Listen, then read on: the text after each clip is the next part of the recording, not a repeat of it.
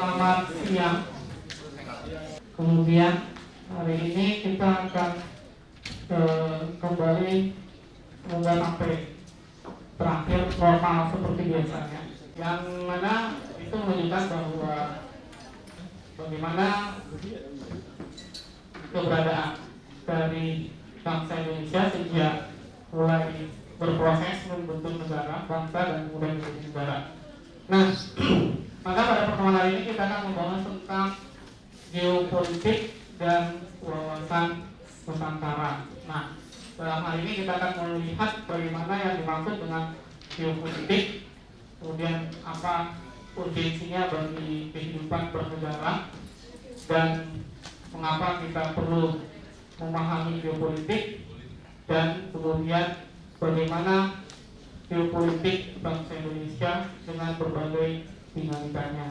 Nah, memang materi ini cukup padat ya, dan dipadatkan karena idealnya ini disampaikan dalam waktu yang berbeda, tetapi sekali lagi karena keterbatasan waktu kita, maka ya saya diminta untuk memadatkan materi pertemuan ini.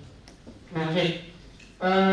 Namun sebelum saya lanjutkan, apakah ada pertanyaan sebelumnya terlebih dahulu?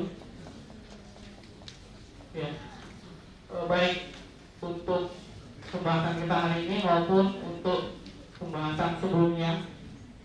Jadi kalau identitas nasional itu kan intinya di dalam sebuah proses dinamika bahwa kehidupan berbangsa dan bernegara itu kan bersifat dinamis ya, enggak statis. Maka tetapi ya di dalam dinamika yang berarti terjadi perubahan yang begitu kencang ya, terjadi pengaruh yang luar biasa, ada hal-hal yang bersifat substantif ya. Nah, yang bersifat tetap tidak berubah, yang melekat di dalam kontrak keberadaan sebagai suatu bangsa dan negara. Nah, itulah yang dimaksud dengan identitas. Seperti Anda misalnya digambarkan pada pribadi Anda masing-masing. Tentu Anda ketika masih balita itu berbeda dengan Anda, ada perbedaan atau ada perubahan yang terjadi dengan Anda yang mungkin pada saat masuk menjelang pendidikan dasar, pendidikan menengah, dan Anda yang ada di ruangan ini saat ini. Ya enggak? Ya. Tapi di balik perubahan dan perbedaan itu ada yang senantiasa tetap melekat pada karakter diri pribadi Anda. Ya enggak? Itulah identitas Anda. Nah, itu yang seperti itu kalau dalam identitas nasional. Ya, maka itu tidak boleh berubah. Ya, kalau berubah nanti katanya jadi kesatria wajah hitam, guys. Nah, tapi ya itulah identitas nasional. Dan ya seringkali kita harus take for granted ya. Paham ya, take for granted. Jadi, misalnya, maaf, Tony dari Aceh misalnya. Saya nggak senang dengan warna merah putih. Ya, kenapa? Nah, karena merah itu berarti darah, ya kan? Kalau darah ketemu pakaian putih itu jadinya najis dong Pak, misalnya, ya kan? Saya nggak senang dengan merah putih. Saya berarti bendera negara Indonesia dengan selain merah putih, boleh nggak? Ya, maka nggak boleh, karena itulah identitas nasional. Ya, bendera negara, kemudian, nah, apalagi yang termasuk identitas nasional? Bahasa Indonesia, bahasa persatuan, ya kan? Wilayah, nah itulah yang akan kita bahas pada hari ini, geopolitik bangsa Indonesia. Jelas ya? Ada yang ditanya dulu? Belum ada ya? Oke. Nah, sebagai pengantar, ya, geopolitik. Oke. Ada quotes ya, apa? Kutipan dari Soekarno pernah mengatakan bahwa ya, bangsa dan wilayah itu suatu hal yang tidak dapat terpisahkan. Ya, bangsa atau orang, manusia dan tempat tinggal itu adalah suatu hal yang tidak dapat dipisahkan. Setiap kehidupan manusia itu pasti membutuhkan wilayah sebagai ruang dalam proses melangsungkan kehidupannya. Ya, jadi tidak mungkin ada bangsa tanpa wilayah. Ya. Kecuali dahulu bangsa Babar gitu ya, nomad, nomaden, ya kan, selalu berpindah-pindah. Ya. Nah, tapi hari ini ya hampir dapat diamati pada setiap dimensi kehidupan bangsa itu menetap pada suatu wilayah apapun konsekuensinya. Misalnya, terletak di antara ring of fire, cincin api, ya. Konsekuensinya apa? Sering terjadi gempa, nggak masalah, ya, tetap eksis di situ. Ya. Nah kemudian, yang berarti dengan demikian wilayah ini adalah suatu apa ya? Suatu kondisi taken for granted dan tidak dapat memilih atau memilih untuk tidak dapat memilih. Gimana? Tidak dapat dipilih.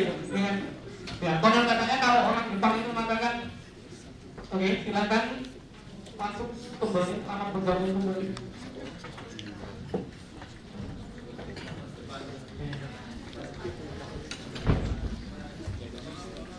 Yaitu anugerahnya bagi yang datang terlambat dapat kursi depan, ya.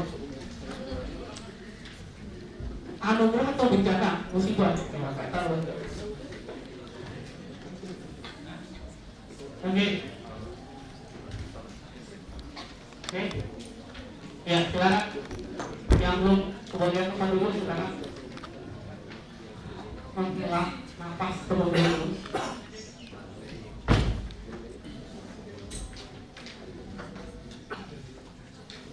Nah, kemudian yang kedua, saya lanjutkan ya. Tadi konon katanya orang Jepang. Anda tahu ya orang Jepang, ya, termasuk orang yang memiliki etos kerja paling bangsa yang memiliki etos kerja paling tinggi di dunia. Ya. Buktinya apa? Ya, kalau dipikir-pikir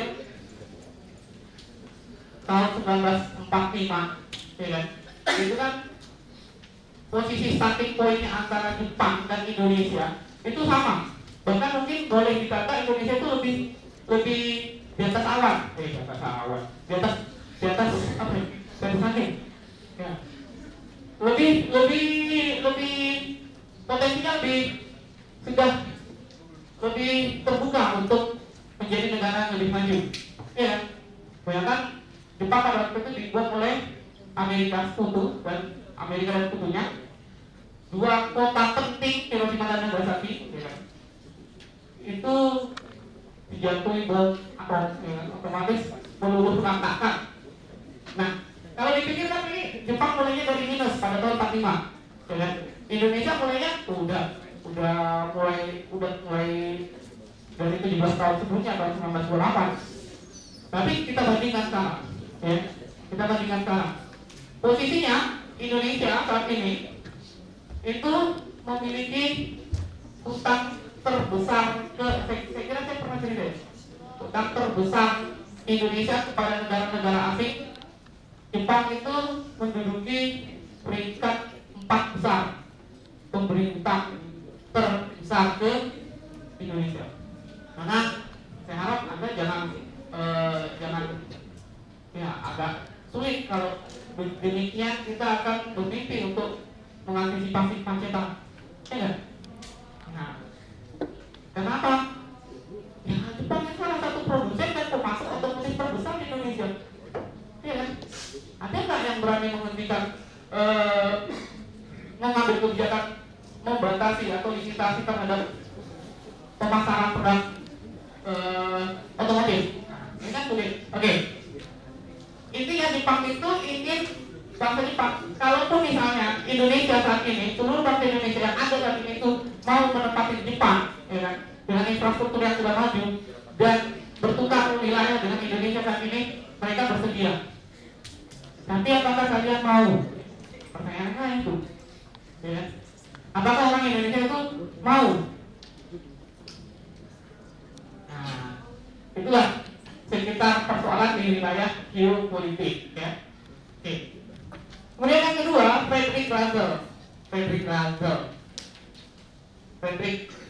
ini adalah ya seorang yang pertama kali dikenal mencetuskan teori geopolitik. Terilhami oleh teori geologi Darwin, ya kan? Yang sekarang tetap masih menjadi polemik, ya kan, di kalangan ilmuwan biolog, ya kan, dengan teori evolusinya. Nah, ini diadopsi ke dalam teori kehidupan bernegara. Nah, menurut Russell, karena salah satu komponen pokok dari negara itu adalah organisme, yaitu manusia, makhluk hidup. Maka ada sifat-sifat organisme juga yang berlaku di dalam negara. Ya. Ya. Nah, kalau kita ingat kembali, Thomas Malthus dulu pernah menyampaikan teori. Masih ingat Thomas Malthus, lupa ya? Ya. Nah, inilah yang kemudian menjadi bapak pencetus keluarga berencana. Karena dia mengatakan bahwa perkembangan wilayah itu seperti deret bentuk, sedangkan perkembangan populasi atau penduduk itu seperti deret ukur. Ya. Artinya wilayah suatu negara itu tidak berkembang, tetapi populasinya, ya, Anda bayangkan ketika kita baru merdeka pada tahun 1945, pasti kan ada tayangan fragmen sidang BPPKI 70 juta jiwa, sekarang berapa? 250 juta jiwa. Tapi wilayah Indonesia saat merdeka dengan wilayah Indonesia saat ini, ya, masih sama nggak? Ya, malah lebih sempit. Ya kan? Kedepannya bagaimana? Apakah bisa lebih sempit atau lebih luas lagi? Terjadi. Teori probabilitas terjadi. Ya. Oke. Itu menurut Russell, ya. Jadi, ya, oleh karena itu, nah memang teori Russell ini kemudian memicu ekspansi, ya, khususnya dari negara-negara di Eropa pada waktu itu, terutama setelah pelayaran Columbus, ya, untuk menemukan wilayah baru, ya. Jadi terjadilah kemudian yang disebut dengan imperialisme dan kolonialisme. Oke, kemudian Albert Mann, ya, mengatakan bahwa kekuatan negara, indikator keberhasilan atau keberlangsungan sebuah negara itu tidak hanya ditentukan oleh luas wilayahnya saja, ya, melainkan juga ditentukan pada akses ke laut. Nah, ini Mann ini seorang petinggi militer angkatan laut Amerika, ya. Jadi dia memikirkan bahwa sebuah negara kalau ingin berlangsung sampai saat nanti, ya, maka kekuatan, ya, kalau manusia kan punya imunitas juga, ya, ya, punya imunitas. Imunitas manusia ditentukan oleh apa? Ya, ada fisik misalnya, ya, kemudian apa lagi? Kekebalan tubuh, kemudian apa lagi? Banyak faktor, ya. Nah, kalau pada negara imunitas ini bukan ditentukan oleh bandingan ini, mohon maaf sedikit ada menyinggung fisik, ya, tapi mohon maaf. Kita tidak bisa menjudge bahwa orang yang badannya besar itu imunitasnya jauh lebih tinggi, kan? Ya nggak? Karena ada yang kurus, kecil, ya, keriting, hitam, itu lagi nggak mau. Nah, tapi ternyata ini jauh lebih tangguh, jauh lebih kuat dibandingkan yang orang badannya besar, gitu, ya. Nah, ini juga kemudian diadopsi oleh Mann untuk melihat proses kehidupan bernegara.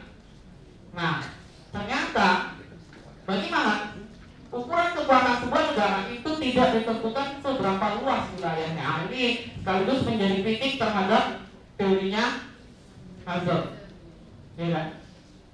Teorinya Russell bahwa negara itu harus senantiasa berkembang.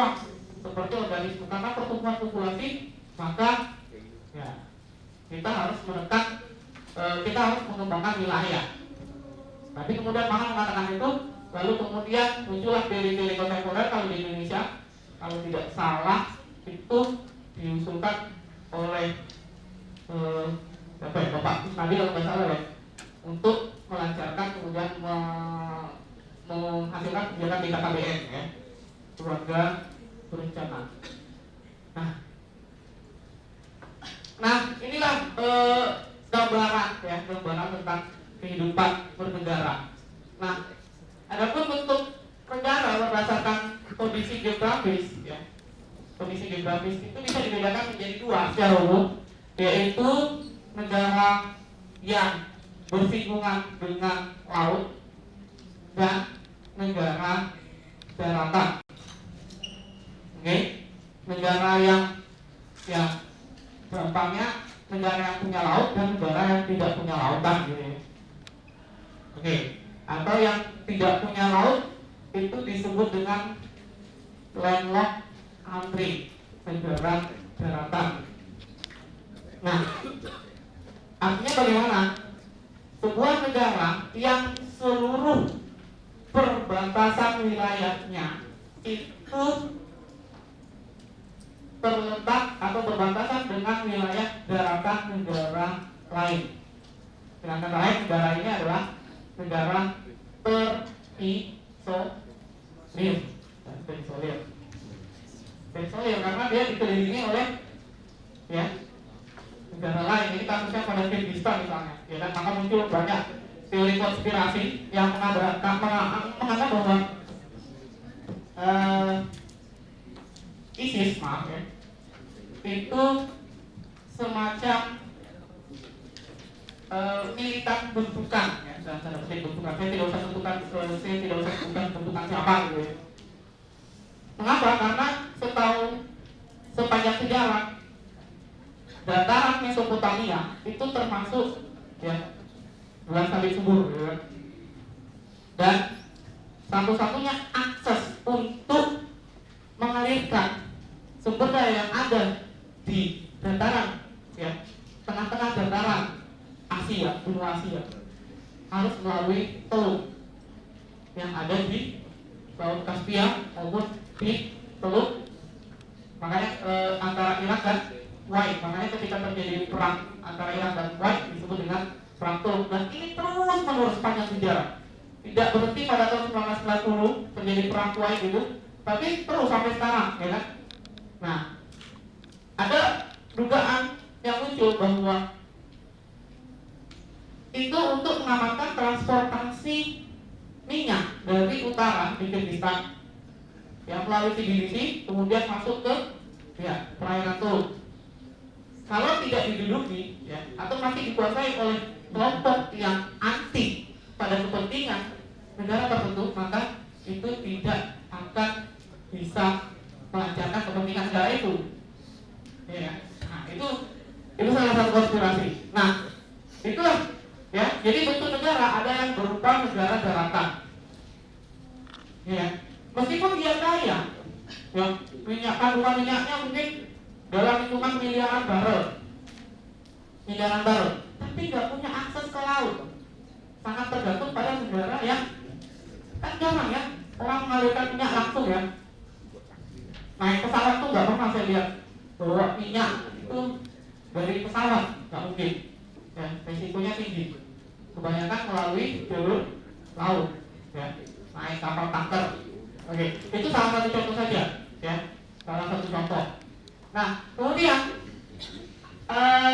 siapa kira-kira yang bisa membantu saya memberikan contoh negara yang lain yang termasuk negara daratan atau landlocked country?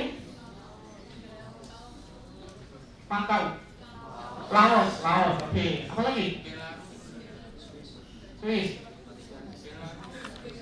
enggak, oh, Belarus, ya, oke.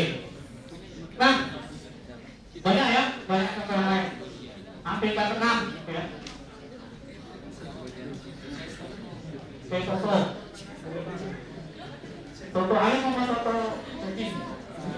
Oke, nah, udah siang jadi keluarnya makanan. Oke. Nah, bentuk negara yang kedua, mau ini terbatas segera ini waktunya terbatas. Negara berbatasan dengan laut. Negara berbatasan dengan laut ini bisa dibedakan menjadi 3, yaitu yang pertama negara pantai, ya. Kemudian yang kedua negara pulau, dan yang ketiga negara kepulauan. Oke. Bedanya apa? Negara pantai ini hanya salah satu atau beberapa sisi dari perbatasan wilayahnya itu berbatasan dengan laut, sementara yang lain itu berbatasan dengan wilayah daratan negara lain. Ya, itu negara pantai. Contohnya Malaysia. Ya. Apa lagi? Malaysia kepulauan. Wow. Ya. Malaysia kepulauan. Cina. Ya. Thailand. Filipina. Filipina kepulauan.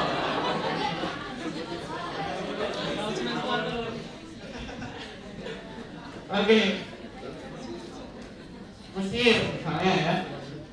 Saudi Arabia. Oke. Kemudian yang kedua yaitu negara pulau atau negara kepulauan dulu lah.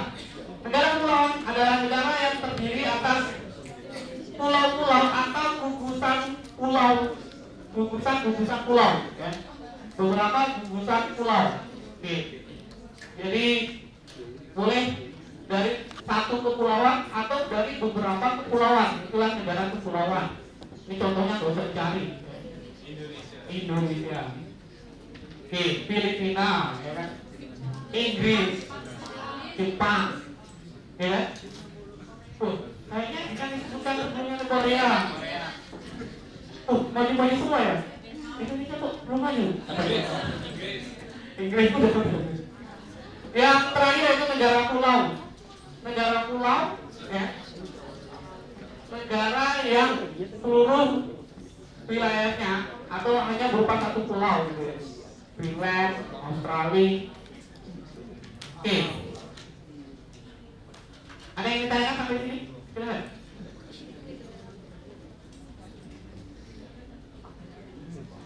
Ada? Jelas ya sampai sini. Nah, jadi kalau begitu yang jadi pertanyaannya adalah, jadi sebenarnya apa yang dimaksud dengan geopolitik? Ya.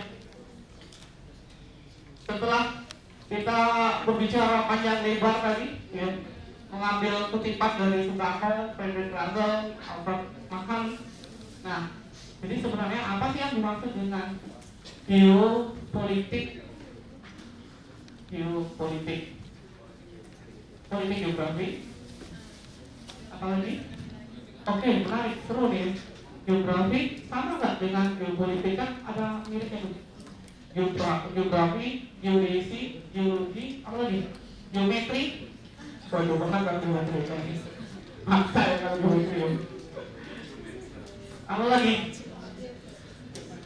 Ya. Nah, sama nggak dengan istilah-istilah tersebut? Tidak. Oke. Yang mengatakan beda tadi, ya, coba letak. Kalau beda kan berarti ada perbedaan kan? Nah, lebih jelas kita lihat apa perbedaannya. Oke. Tegar, mana tegar. Tegar. Perlu disotik. Perlu. Ya, silakan. Perlu apa? Oke. Baik.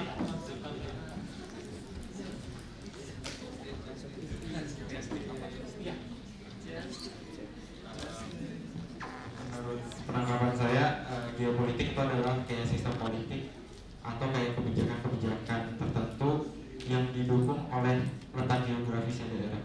Gitu.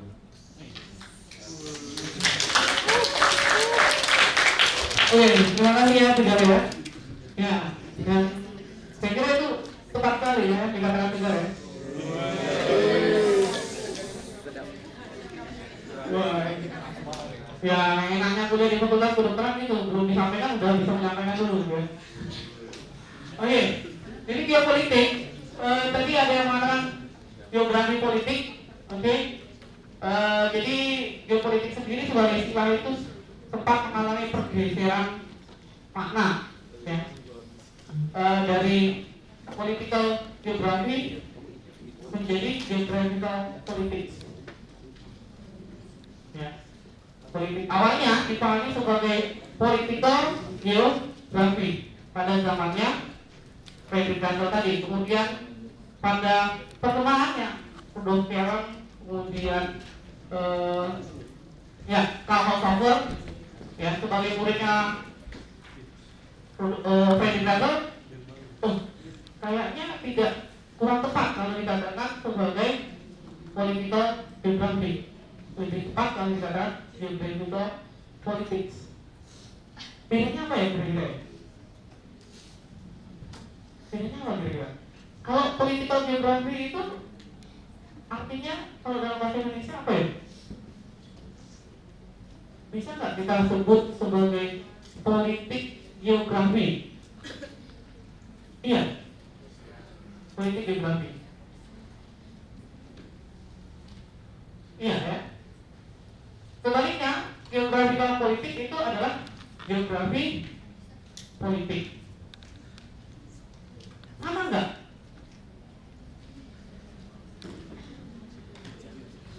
Beda ya? Oke, Tania, bedanya apa kira-kira?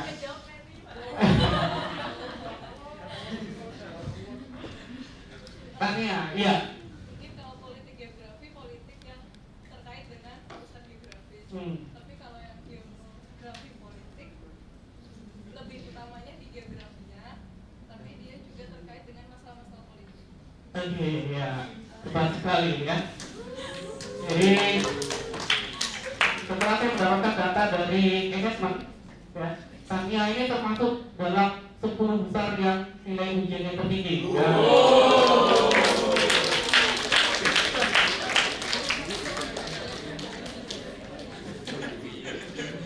Untuk pendidikan Pancasila yang kemarin, ya kan? Untuk pendidikan Pancasila. Ya. Oke. Iya, betul ya yang dikatakan Tania ya.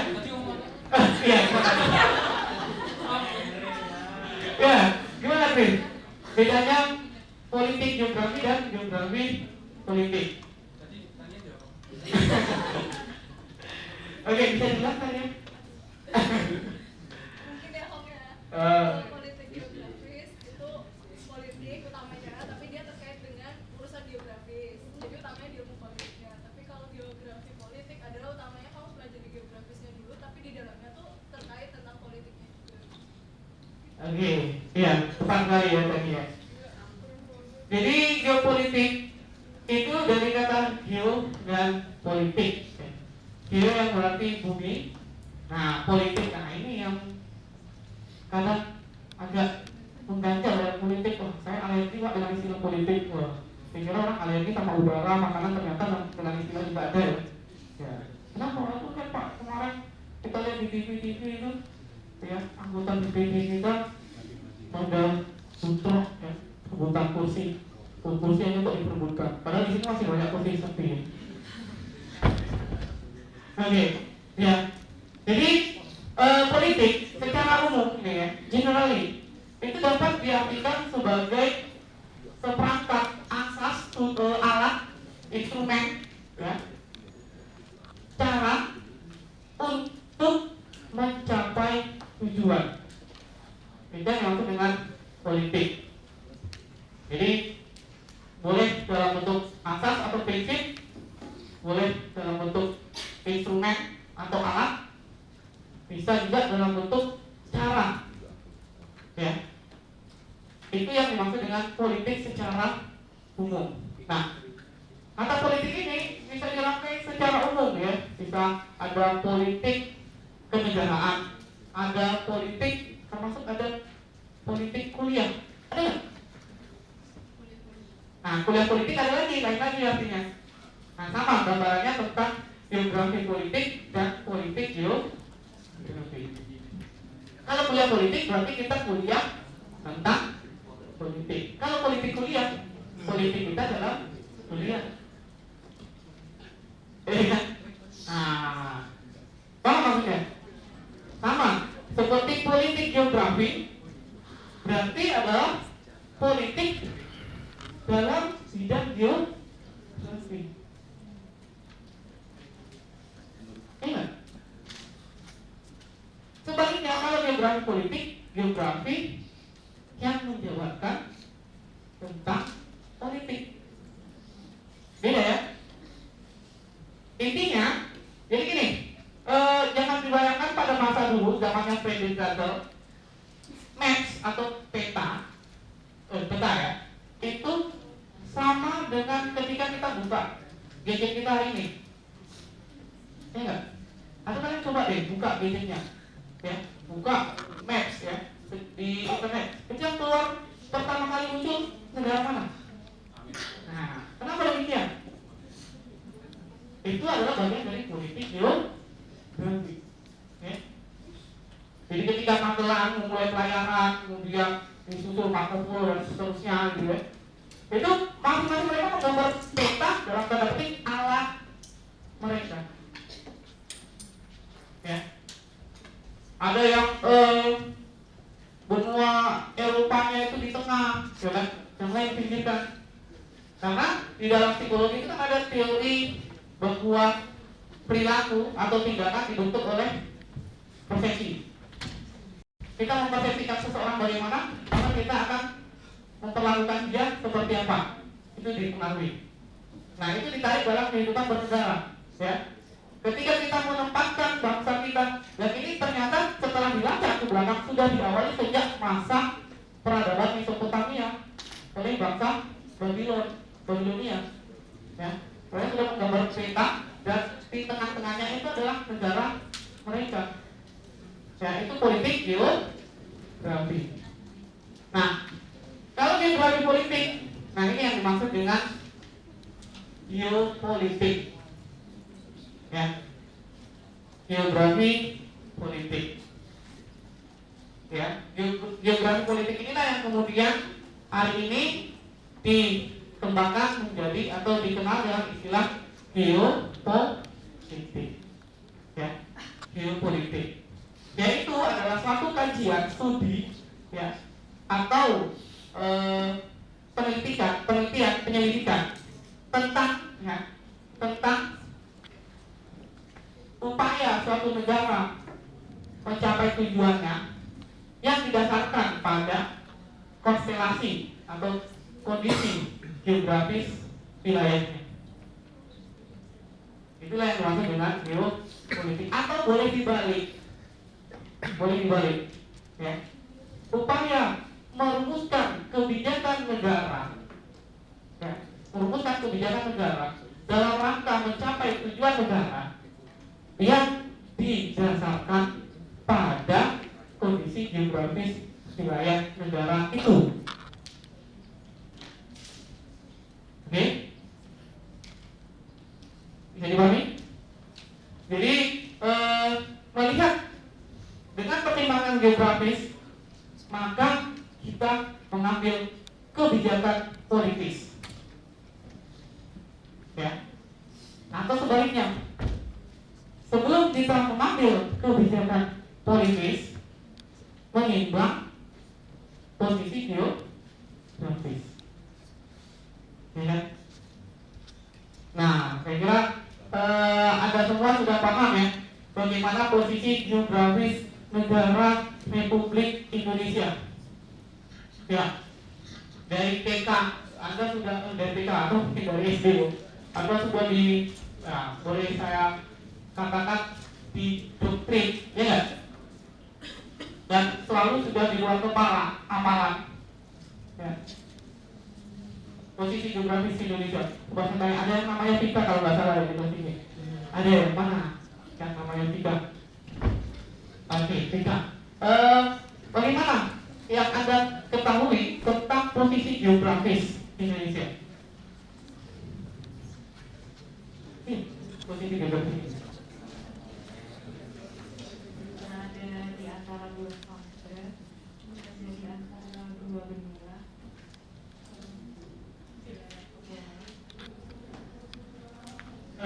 udah pas ya. Saya kira semua juga tahu ya. Berada di antara dua buah samudra dan dua buah benua. Benua apa dan benua apa? Asia dan Australia. Samudra apa dan samudra apa? Oke. Nah, kemudian dalam perkembangannya India diganti samudra Indonesia. Ya, ada samudra Indonesia. Samudra India. Samudra Indonesia. Oh, emangnya India aja boleh punya samudra, Indonesia juga boleh dong. Ya kan itu masalah penamaan. Ya, kita lah kasih nama apa gitu. Oke. Ya karena tadi itu persepsi suatu bangsa ya itu kalau tidak salah teorinya Sydney ya. Teorinya Sydney. Ya. Benar ya? Nah, Indonesia itu terletak antara dua buah benua dan dua buah samudra. Ya. Pertanyaannya, itu sebagai anugerah atau musibah? Ya kan? Tentunya kalau tingkat perguruan tinggi sekarang kalian tidak berhenti saja sampai di situ, ya. Sebagai anugerah atau sebagai musibah? Dua-duanya sekaligus bersama. Oke, kenapa dulunya? Oke, namanya siapa? Oh iya, tidak. Kamu ikut yang tadi juga kan di antara dua benua dan dua samudra, jadi tidak di antara anugerah ya. Enggak. Jadi kan kenapa kok dengan anugerah? Karena soalnya kan di antara dua samudra pun kita bisa mendapatkan kekayaan juga. Cuma berarti kan ada anugerah sama ada musibah. Nah dengan karena ada dua area samudra ini juga kan kita semakin lebih rentan dengan adanya tsunami, kita tidak lebih rentan dengan adanya gempa bumi kayak gitu. Anugerahnya jadi kayak. Iya, ada pendapat lain mungkin? Tommy lah. Jangan dulu lah ya. Jangan dulu disimpan aja buat nanti.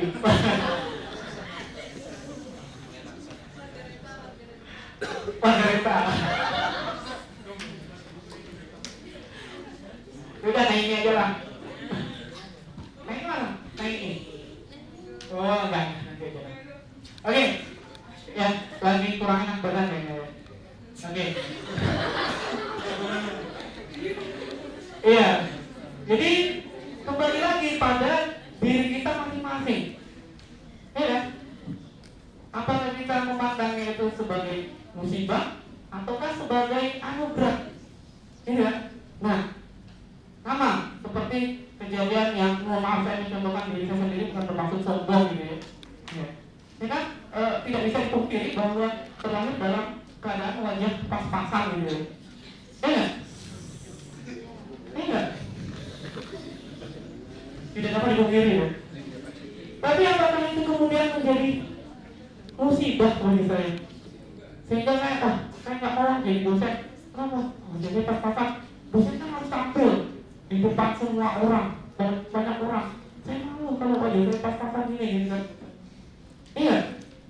Itu kalau Anda memandangnya sebagai musibah. Nah, atau yang belum tahu musibah itu kan bahasa Arab ya.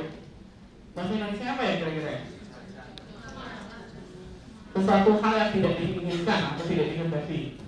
Nah, itu yang dimaksud dengan musibah ya. Jadi sesuatu yang tidak kita inginkan tapi menimpa pada kita itu.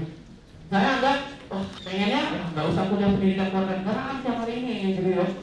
Karena ada tugas harus menyelesaikan bacaan sekian misalnya. Tapi karena di jadwal pendidikan kewarganegaraan jadi musibah di bagi saya, bagi Anda misalnya. Itu yang dimaksud dengan musibah. Ya enggak? Tapi kemudian ini suatu ketika oleh Tuhan saya diberi kesempatan untuk naik loh. Kebetulan pada waktu itu saya diutus juga oleh Fakultas Kedokteran UGM ini ya untuk ke Universitas Tadulako di Sulawesi Tengah, Palu, Kota Palu. Ya, di Kota Palu. Karena Universitas Tadulako dekannya Fakultas Kedokteran sana itu alumni UGM. Ya, dekan Fakultas Kedokteran Universitas Tadulako. Itu alumni FK UGM. Sehingga ya, Yang dalam rangka juga memberi mata kuliah pendidikan kewarganegaraan, ya seperti kuliah dari ini. Pada itu masih pendampingan istilahnya dalam tanda petik ya. Jadi mereka baru buka MK, jadi harus ada pendampingan dari universitas yang sudah lebih dianggap lebih mapan gitu ya. Nah, karena alumni UGM ya, jadi UGM lah yang dipanggil gitu ya. Nah, saya diutus ke sana. Nah, dalam kesempatan itu, kalian tahu ya, ada salah satu artis terkenal di Indonesia yang berasal dari wilayah itu, siapa? Masih ingat? Yang sudah sekarang jadi wakil gubernur ya. Pasca Ungu, saya duduk bersampingan dengan dia. Nah, ini aku berakhir ini ya. Jadi ini karena diutus oleh UGM. Ya. Kemudian saya tersadar itu, oh iya, betapa syukurnya saya diberikan wajah pas-pasan. Andaikan wajah saya seperti Pasca Ungu.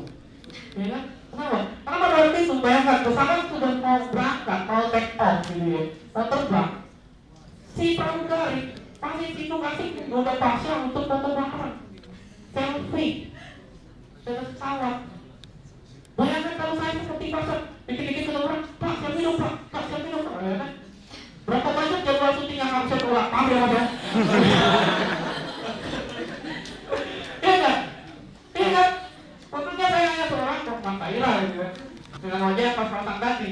Disitulah saya memahami, oh ini adalah berat dari yang pernah memiliki. Oke, jadi itulah ya. Indonesia itu terletak antara dua, mau maaf sekali lagi, bukan tanpa maksud untuk menyombongkan diri, bukan ya.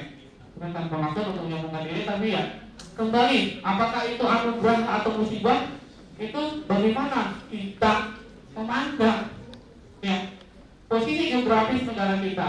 Itu pastilah segala sesuatu itu terjadi dalam dikotomi, ada positif, ada kutub positif, ada kutub negatif.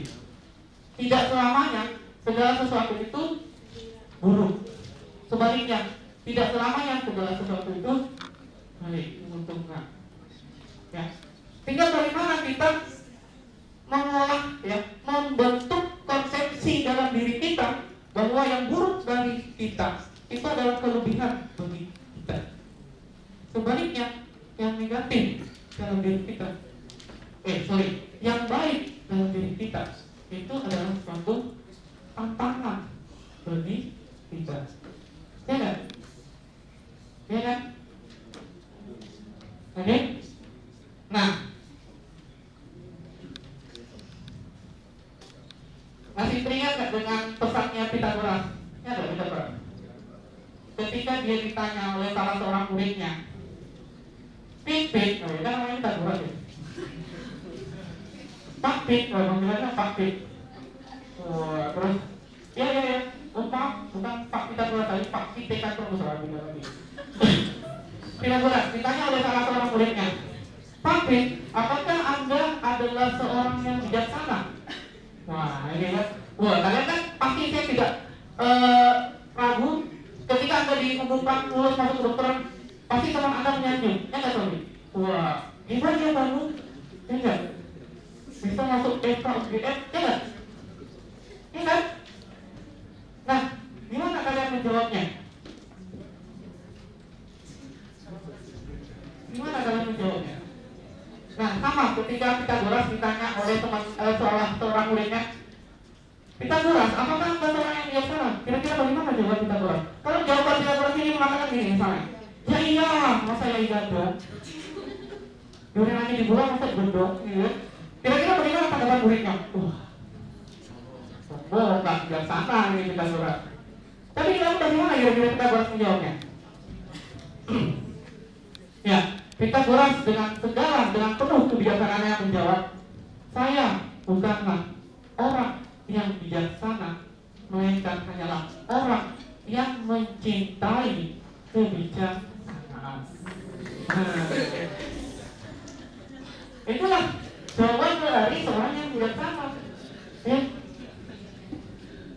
ya nggak dong. Jadi kalau ditanya sampai di appreciate ya oleh temannya, bukan dia saya bukan orang hebat, ya berusaha untuk menjadi orang hebat. Ya, jadi kalau ditanya, oh, Pak, terima kasih Pak sudah menyembuhkan saya. Saya menyembuhkan Anda, tetapi saya hanya juru penyembuhan Anda. Wah, ini ya. Nah, inilah Pitagoras ya. Bisa dipahami maksudnya ini, ya. Oke. Nah, begitu juga dengan geopolitik Indonesia, ya. Jadi geopolitik itu membahas tentang kondisi geografis, konstelasi geografis, ya, dan juga konstelasi politik, menyangkut tentang geomorfologi, ciri khas, bentuk, luas, posisi, iklim, sumber daya alam yang dimanfaatkan atau digunakan untuk mencapai tujuan negara, ya.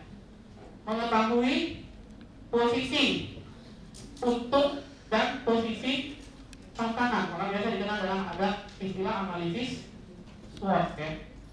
Strength, weakness, opportunity, treatment, ya. Treatment, nggak pakai men, ya. Strength, tantangan, ya. Kekuatan, kelemahan, peluang dan tantangan. Oke. Nah, yang mana atas dasar kondisi geografis ini yang tadi saya katakan taken for granted itu ya, mau tidak mau kalau bahasa Arabnya pelajar rumah, budak, ya. Bahasa apa lagi? Bahasa Spanyolnya, oh maaf saya nggak tahu kalau bahasa Spanyol.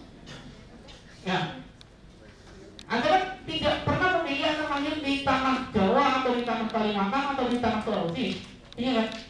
Tahu-tahu Anda terlahir tuh dewasa baru tahu, oh ternyata di Sulawesi itu banyak, misalnya di Papua itu banyak kandungan emasnya tuh. Nah, iya kan? Iya kan? Di Jawa itu banyak populasinya. Baru tahu. Nah, lalu terus gimana?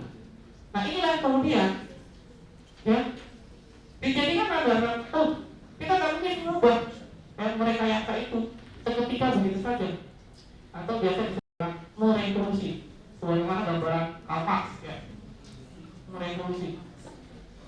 Ya jangankan mau mengubah suatu negara, ya, mengubah perilaku seseorang ini atau satu kelompok sosial ini sangat sulit kok. Ya. Jadi saya ketika presentasi kemarin di TPPR, apa programnya Pak? Ya, ini. Tapi saya mohon maaf, saya tidak menjamin keberadaan kami di sini akan mengubah keseluruhan perilaku masyarakat setempat, karena hanya dalam tempo yang sesingkat-singkatnya. Gitu kan? Ya, seperti itu. Maka karena perubahan yang panjang menggunakan skema politik, yang kemudian politik ini dijabarkan dengan strategi yang diarahkan untuk pencapaian tujuan negara. Skemanya kurang lebih seperti ini, ya. Yang berbentuk, luas, letak, posisi, iklim dan sumber daya alam. Jadi sebagai contoh ini, kalau di Indonesia pendidikan kita kan masih tersentral dari Aceh misalnya, Domi, jauh-jauh dari Aceh ingin pulang berkeras tinggi, ya. Kemudian dari saya herannya, Jogja ini kan nggak punya minyak. Iya, mana punya minyak di Jogja? Ada nggak? Tapi orang mau punya minyak kapal lari ke Jogja. Aneh ya? Ini berbeda dengan situasi sistem di Jerman misalnya. Ya. Nah jadi saya punya bayangan, bagaimana seandainya esok ke depannya misalnya orang Indonesia kalau belajar tentang emas bisa ke Tembagapura, ya. Kalau belajar tentang minyak bisa ke Bontang, ke Cepu. Kalau belajar tentang kedokteran ya nggak apa-apa lah UGM ya, udah terlanjur established gitu ya. Kesana kok gimana ya? Ya udah. Kalau kedokteran kan saya kira di mana saja relatif ya, bisa tergantung pembangunan lab dan infrastrukturnya mau ada atau tidak. Nah, nggak usah ditanya kalau mau belajar filsafat di mana Pak? Oke, itu yang terjadi. Nah ini salah satu contoh atau bentuk dari pembelajaran geopolitik di bidang pendidikan yang mana? bidang kesehatan. Nah, ini yaitu bagaimana bahwa kita mengenali negara Kesatuan Republik Indonesia adalah satu kesatuan utuh menyeluruh dari Sabang sampai Merauke, dari Pulau Rote sampai melintang laut. Oke? Tapi sini ada yang ingin tanya dulu. Nah, jadi intinya geopolitik adalah kajian perumusan kebijakan luar negeri negara terkait dengan kondisi geografis dan geomorfologisnya, atau bisa dibalik juga, pengaruh kondisi geografis satu wilayah terhadap keputusan politik dan sebaliknya. Karena ya apalagi di era globalisasi seperti sekarang ini, rasanya sangat sulit bagi kita untuk menghindari interkoneksitas antar negara yang satu dengan negara yang lain. Nah, maka Indonesia menimbang hal itu mencanangkan gerakan atau KTT non-blok, ya, non-blok. Coba Indonesia ngeblok salah satu pihak, bisa terbayangkan? Ya kan? Bisa terbayangkan? Kenapa? Indonesia berada di antara dua samudra. Ngeblok ke barat, dihantam dari timur. Ngeblok ke timur, dihantam dari barat. Strategis banget, kan enak banget posisinya terbuka gitu loh. Kalau kita lihat di peta dunia posisi Indonesia, ya kan? Itulah kecemerlangan dari para ya pendiri negara kita di awal ya. Jadi kemudian ya mengambil inisiatif untuk mengadakan KTT non-blok ini menyelamatkan keberlangsungan bangsa dan negara. Ya.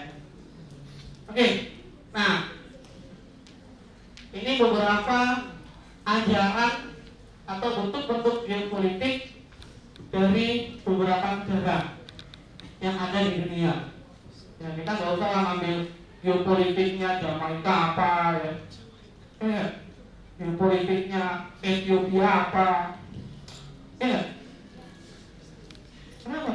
Untuk belajar dari yang lebih global, ya, yang masih sejajar sama kita, belajar dari yang lebih tinggi lah, ya.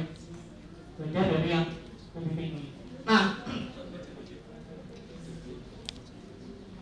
ya, ini beberapa negara yang terkenal memiliki kekuatan ya di politik. Tadi yang tahu, Ethiopia itu dulu salah satu bangsa yang paling ditakuti dalam peradaban awal ya, yang meletakkan kerajaan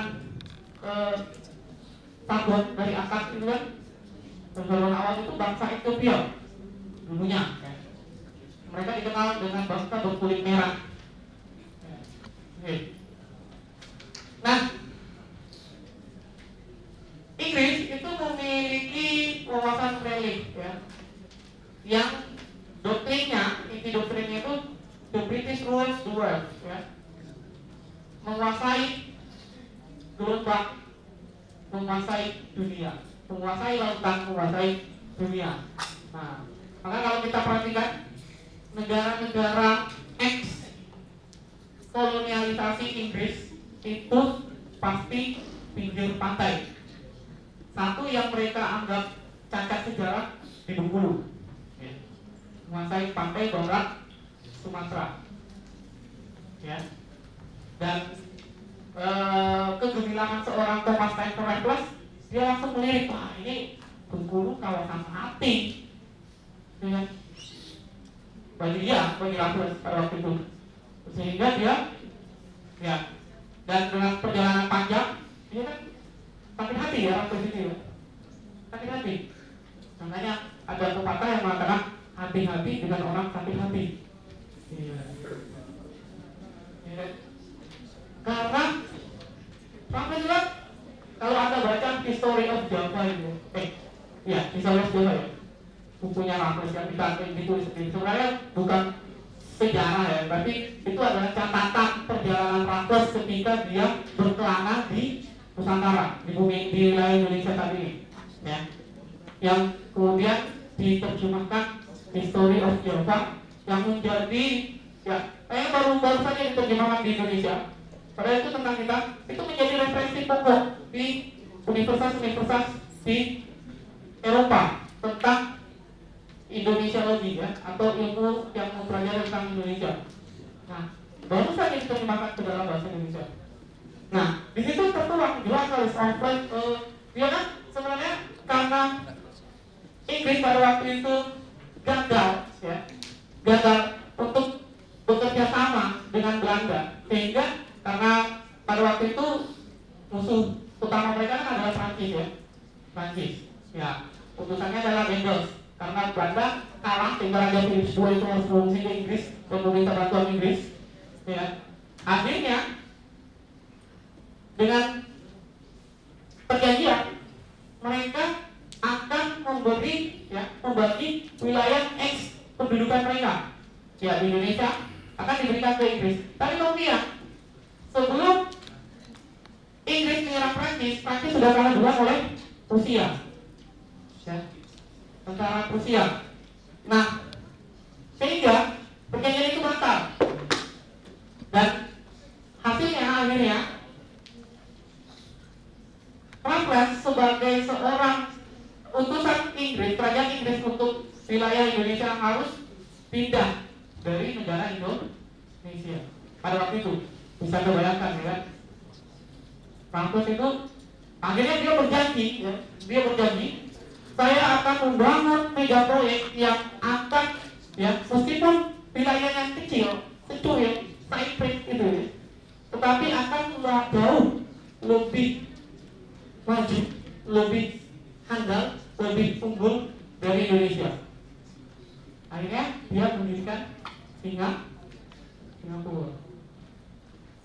Makanya tadi sampai saat ini kan boleh kita katakan janji Raffles itu terpenuhi. Anda mau terbang misalnya dari Jakarta ke Abu Dhabi harus lewat kontrol Singapura kok, ya nggak? Kalau Singapura nggak mengizinkan, wah, delay. Ya. Nah ini yang masih sementara diperjuangkan, ya. Ya semoga pemerintahan tahun ini itu bisa menggeser ATC ini, menara kontrol penerbangan, air traffic controller ya, dari Singapura ke ya kalau nggak ke wilayah NKRI lah. Jadi kita mau terbang dari misalnya dari Batam dari Medan, Kuala Namu mau ke mana? Bangkok misalnya, Bangkok. Itu harus atas izin Singapura. Ya. Ya. Saya kan kalau ada petugas nakal ya, nggak boleh terbang. Wah ini saya bawa ratusan penumpang dan ratusan kargo. Wah di biru, wah ya. Gimana? Ya. Nah itulah. Karena memang kalau kita lihat dari, maaf saya cepatin aja ya. Ini beberapa ya. Kalau kita lihat dari beberapa wilayah Indonesia,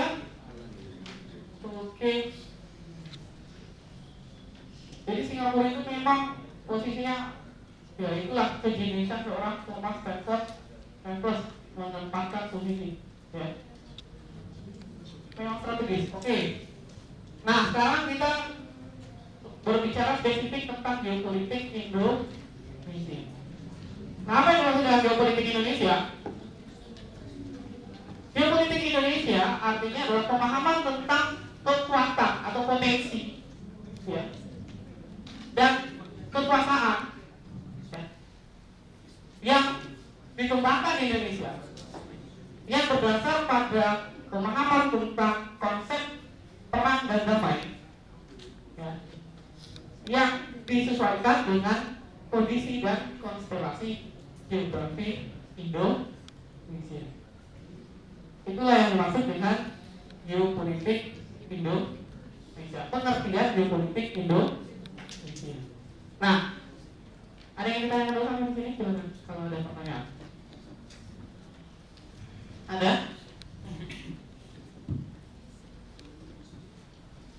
Belum ada? Nah, kalau begitu pertanyaannya, kan tadi kita sudah melihat di slide sebelumnya beberapa ya, wawasan konseptual, wawasan pigment, wawasan relief. Nah, Indonesia apa yang menjadi ajaran geopolitiknya? menjadi ajaran geopolitik di Indonesia? Apakah wawasan Machiavelli? Ataukah wawasan apa kira-kira yang menjadi geopolitik bangsa Indonesia?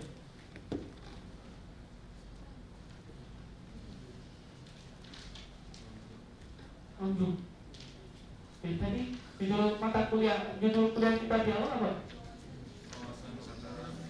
Nah, itulah yang menjadi geopolitik Indonesia.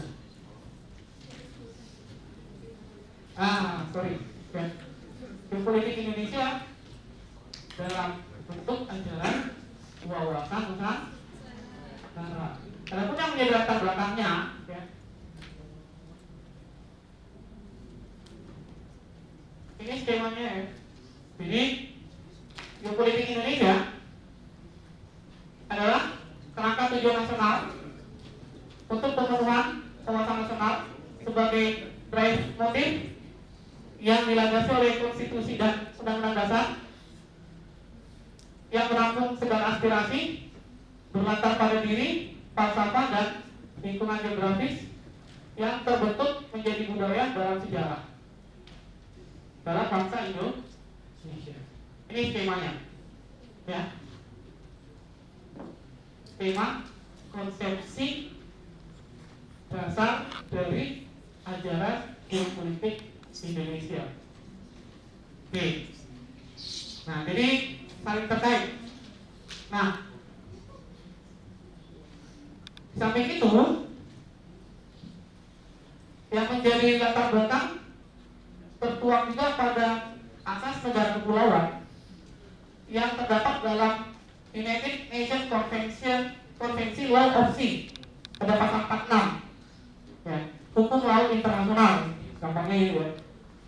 Hukum laut internasional pada pasal 46 yang mana bahwa negara kepulauan merupakan satu kesatuan politis ekonomi, ya, yang tidak terpisahkan sebagai bagian dari konsekuensi dari keadaan alamiahnya, ya. Intinya itu. Nah, di sini disebutkan negara kesatuan, negara kepulauan maksud saya adalah suatu kesatuan utuh wilayah yang batas-batasnya ditentukan oleh laut dalam lingkungan mana terdapat pulau-pulau dan gugusan pulau. Gugusan pulau. Oke. Itu dituangkan dalam UNCLOS pasal 46. Nah, karena sebelumnya, ya, perlu dipahami, oke, dulu terjadi konflik, ya, konflik atau namanya perbedaan persepsi, ya. Itu biasa terjadi antara Inggris dan Belanda tentang hak-hak kepemilikan perairan atau lautan, ya. Oke, Inggris ini John Sheldon, ya, dengan ajarannya laut sebagai res komunis. Sorry, ini res komunis ya. Res Mulius. Res Mulius, sementara Belanda res komunis. Res Mulius itu artinya laut itu bebas, tidak ada yang memiliki. Nah, kan persoalannya kalau tidak ada yang memiliki, siapa pun berhak memiliki, ya kan? Ya kan? Siapapun berhak memiliki. Sedangkan Belanda sebaliknya, res komunis, laut itu adalah milik bersama. Wah, ini lebih parah lagi, ya. Laut itu milik bersama. Nah, sehingga prinsipnya mare liberum. Karena laut itu milik bersama, maka tidak boleh ada yang memiliki. Nah, kebalikan dengan Belanda ini Inggris, ya. Mare torsum. Laut itu laut bebas, tapi dapat dimiliki oleh yang duluan, ya. Yang lebih dulu menduduki dan menguasai. Jadi tadi makanya prinsip ya wawasan religi tadi dari Inggris itu mereka berlomba-lomba menguasai wilayah pantai, misalnya India, ya, pantai selatan India. Kemudian mana lagi yang ex Inggris? Malaysia, ya, Malaysia, ya, hampir Australia, hampir dapat dipastikan pasti berada di wilayah pinggir pantai.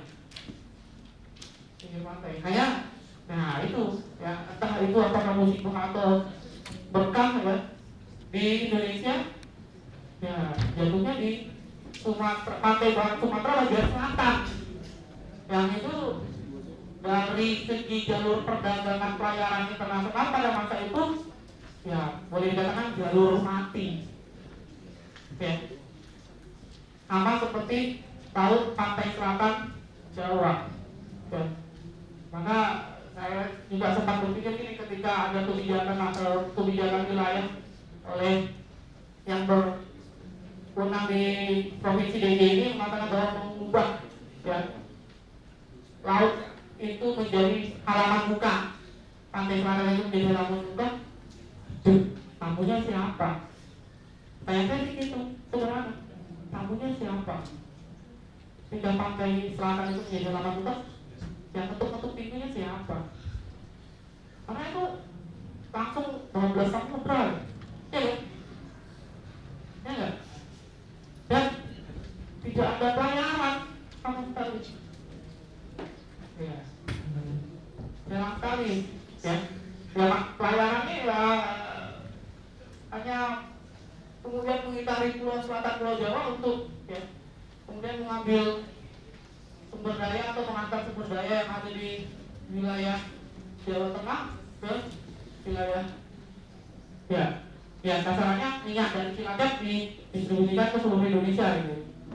Nah, jadi nggak perlu mampir ke Jogja. Ya. Nah, kemudian diambillah jalan tengah dalam perumusan tadi. Maka jalan tengah itu adalah wilayah laut suatu negara adalah sejauh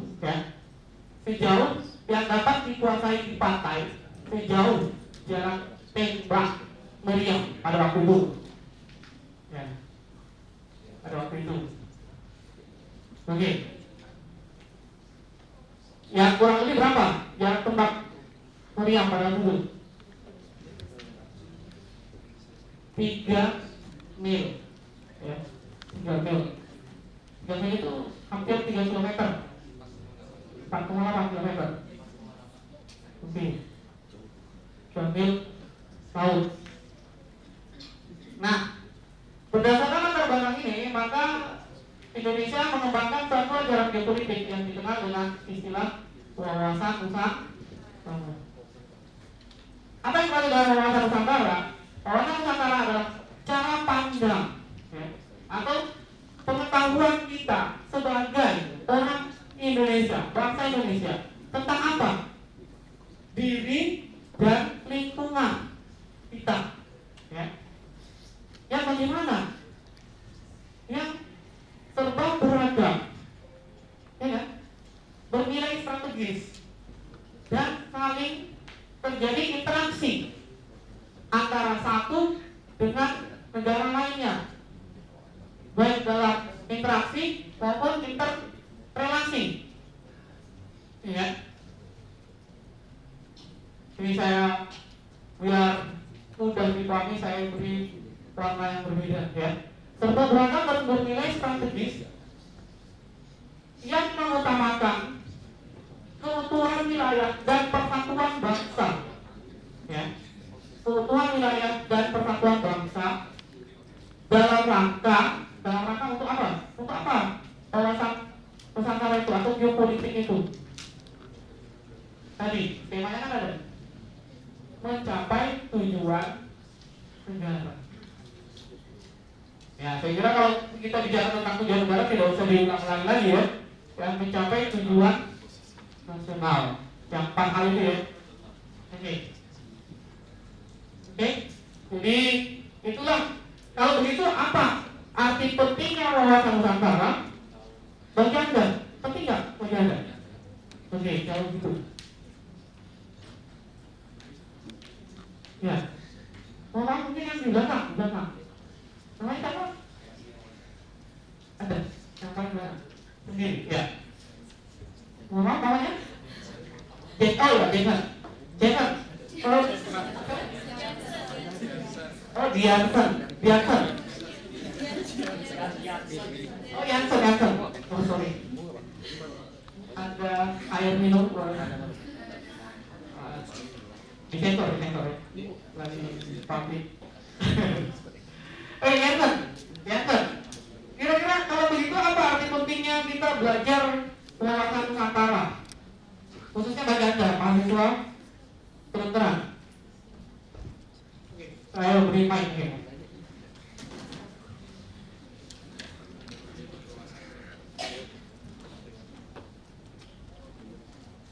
Mungkin sekarang kalau seseorang mengerti tentang wawasan Nusantara, maka dia bisa memahami dirinya sendiri sebagai apalagi sebagai profesi kedokteran. Jadi itu kan nanti akan melihat perkembangan zaman kan nanti akan berhubungan dengan warga negara lain dan sebagainya. Jika dia sendiri tidak mengerti bahwa bangsa Indonesia itu seperti apa, maka nanti lama-kelamaan, apalagi kalau dokter-dokter ke Indonesia, nanti kalau misalnya kuliahnya misalnya ke Belanda misalnya, nanti hilang jadi orang Belanda. Jadi nanti pas pulangnya jadi orang Belanda bukan jadi orang Indonesia. Jadi mungkin kenapa perlu wawasan Nusantara supaya dokter Indonesia tetap jadi dokter Indonesia. Ya, gimana saudara Jansen? Oke. Nah, direkam loh, Jansen ya, direkam. Jadi nanti ada dokumentasinya. Oke, ya. Jadi benar ya, seperti yang dikatakan teman kita, Jansen ya. Jadi itulah mengapa pentingnya kita perlu belajar tentang wawasan Nusantara. Oke. Nah, ajaran dasar wawasan Nusantara itu tidak dapat dipisahkan ya. Jadi konsepsinya seperti ini. Pancasila itu sebagai landasan idealnya itu pada Pancasila. Yang kemudian dijabarkan dalam Konstitusi Negara Undang-Undang Dasar 1945. Ini sebagai landasan konstitusional atau pedoman penyelenggaraan negara. Ya, pedoman penyelenggaraan negara. Jadi segala aspek penyelenggaraan negara ya itu didasarkan atau dikembalikan pada konstitusi. Ya. Dan tentunya konstitusi ini merupakan penjabaran dari Pancasila.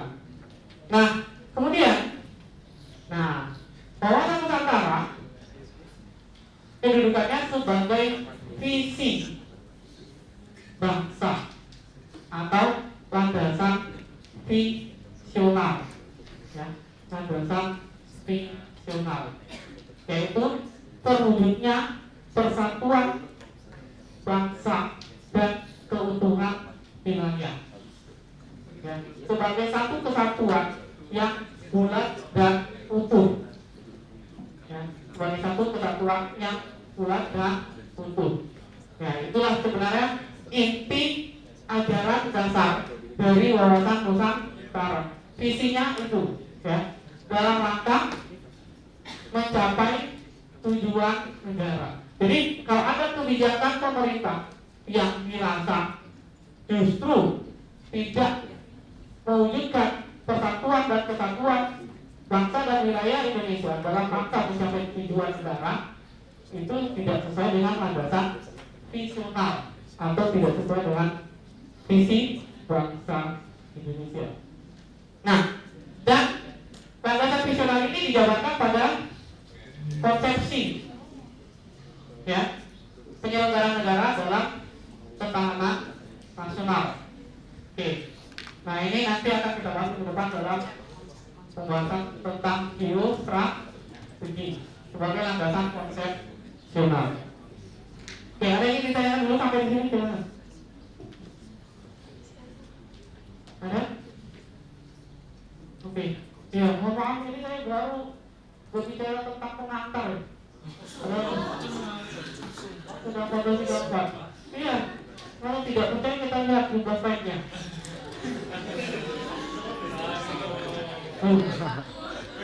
Baru 18 dari 42.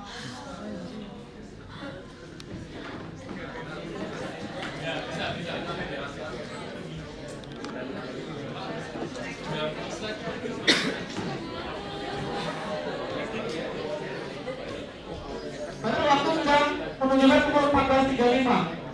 Nah, jangan dikira katanya gelisah.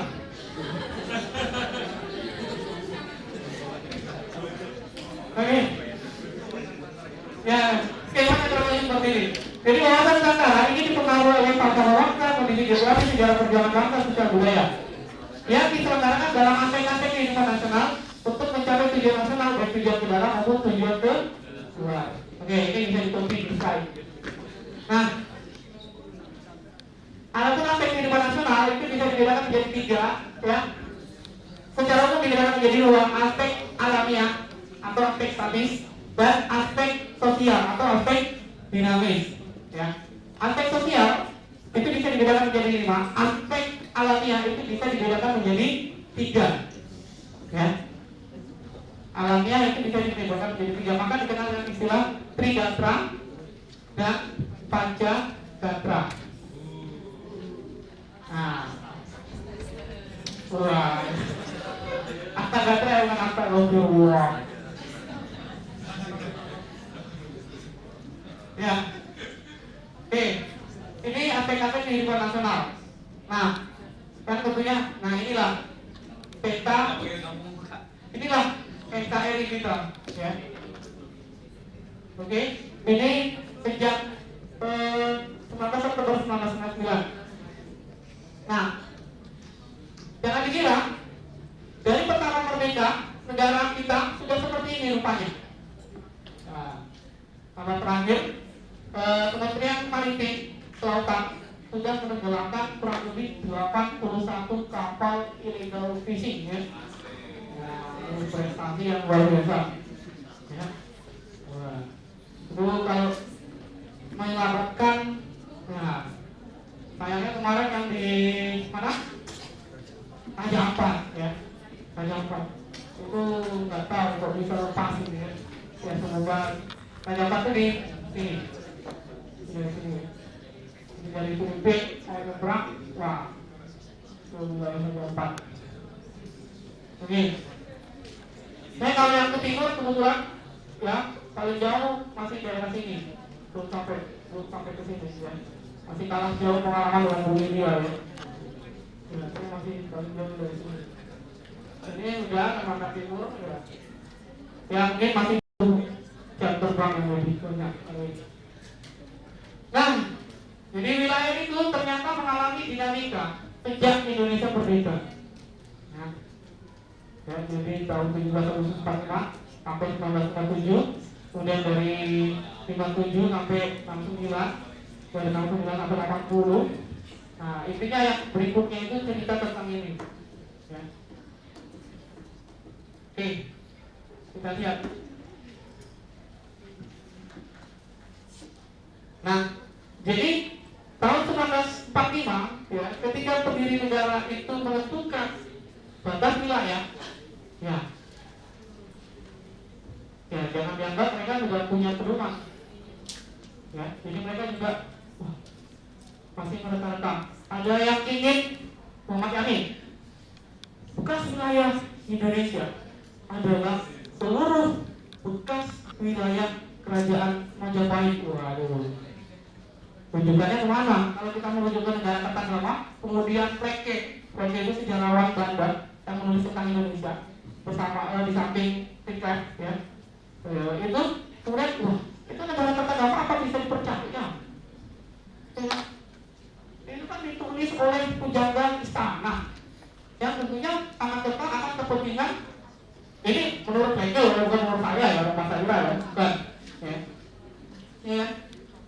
Iya. Tentu sama halnya ketika saya sebagai dosen PKN hari ini berbicara tentang Indonesia tentu dengan semangat 45 mengubah-ubahkan kebaikan bersama bangsa dan negara ya enggak? Masa saya mengatakan Indonesia itu apa, negara kecil ini aja ya. Kalau saya dosen PKN gitu kan. Nah ini gambarannya ya.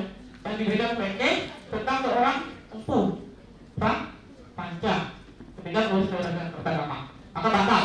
Nah jadi ya. Batas negara Indonesia mengacu pada TZNKO Territorialisasi Maritim Singan Ordonansi yang dibuat pada tahun 1939 oleh atau perjanjian batas wilayah antara imperialis atau kolonialis Belanda dan Inggris. Nah, yang menentukan ya ini ya dasar hukumnya tentang batas wilayah laut teritorial Indonesia. Oke. Jadi titik utama berdasarkan ordonansi tahun 39 itu atau Territorialisasi Maritim Singan Ordonansi, batas wilayah Indonesia adalah seluruh pulau-pulau ya yang daratan di dalam pulau Sumatera, Kalimantan, Jawa, Sulawesi dan ya, ini yang bagian barat sejauh 3 mil. Jadi kurang lebih kalau kita lihat pada peta bentuknya seperti ini. Oh sorry. Nah ini ya. Nah konsekuensinya perairan di antara pulau-pulau ini menjadi tadi perairan bebas. Bebas berarti tak ada yang memiliki. Bukan ketika taat memiliki Pak. Tak bisa diterapkan dalam konteks ini ya. Ya kita pada negara, berarti kan tidak harus memiliki negara. Beda kalau dalam konteks ini. Oke. Nah, jadi hanya sejauh 3 mil dari garis pantai.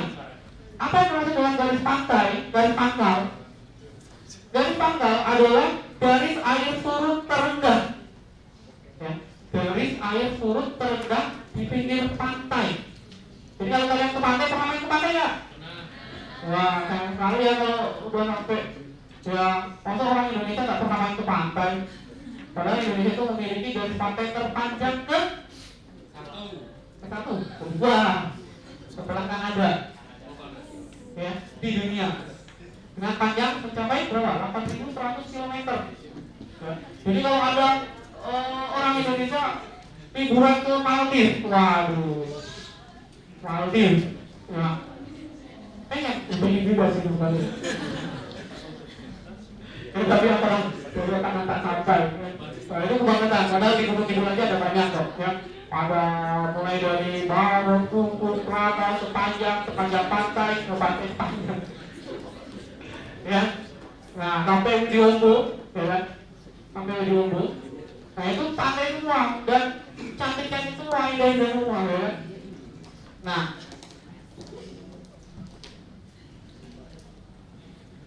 oke. Karena tadi menguntungkan nggak dengan ordonansi tahun 39 itu dengan kelakuan keberadaan negara Republik Indonesia? Kenapa tidak? Iya, karena perairan antara pulau-pulau itu dapat dilalui oleh kapal negara mana saja. Jadi kalau kita lihat tadi ya, iya. Ada kapal Inggris masuk dari sini, ngebom ke sini udah kembali lagi seperti sebelum tahun 1645. Padahal kan kita tujuannya merdeka apa? Ya, kalau menurut Soekarno disingkat dalam Trisakti. Apa itu Trisakti? Ada yang namanya Trisakti ini? Enggak. Oke, Trisakti apa? Masih ada Trisakti?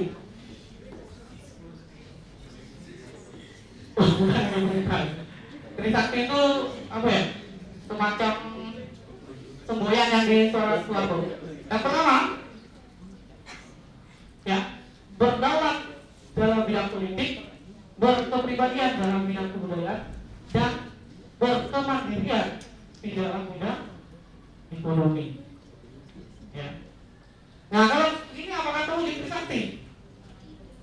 Tidak. Ya.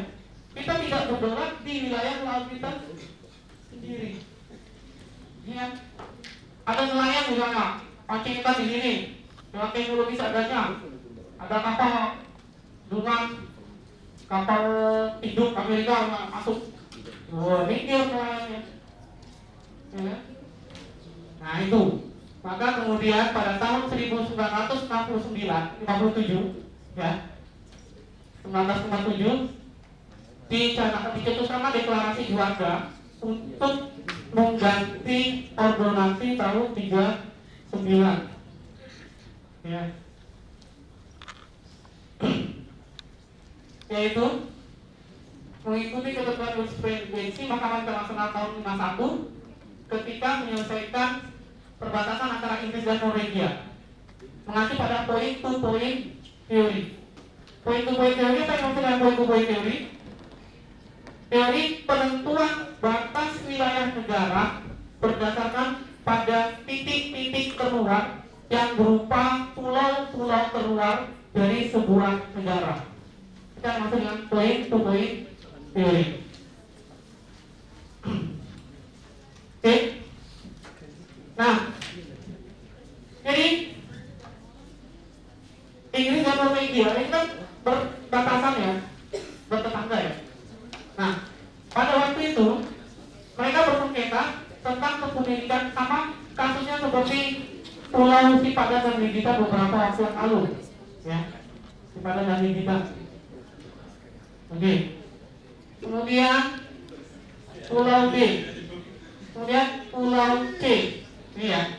Kemudian ada Pulau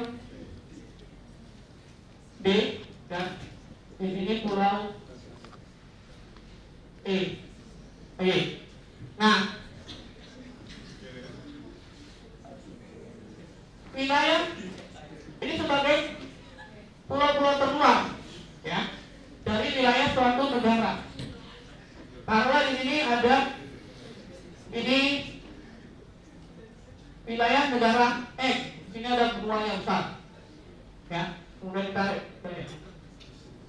Oke. Nah, di sini wilayah negara Y, ya. Titik teruannya ini ditarik, kemudian gini. Nah, oke. Nah, karena di sini ada pulau F. Oke. Nah, berarti pulau F di sini jelas milik siapa? X. Milik negara X. Iya ya. Milik negara X. Nah, inilah yang dimaksud dengan point-to-point theory. Ya. Jadi penentuan batas wilayah negara berdasarkan titik-titik terluar yang berupa pulau-pulau terluar dari suatu negara, tentu saja negara kepulauan. Nah, Inggris, Norwegia pada waktu itu bersengketa. Kemudian Mahkamah Internasional mencetuskan point-to-point theory untuk penentuan batas wilayah. Jadi pulau yang berada di dalam titik-titik terluar itu masuk ke dalam negara yang bersangkutan. Nah, bahayanya kalau Y ini dia nggak usah mengklaim pulau D milik dia, dia cukup mengklaim F punya milik Y.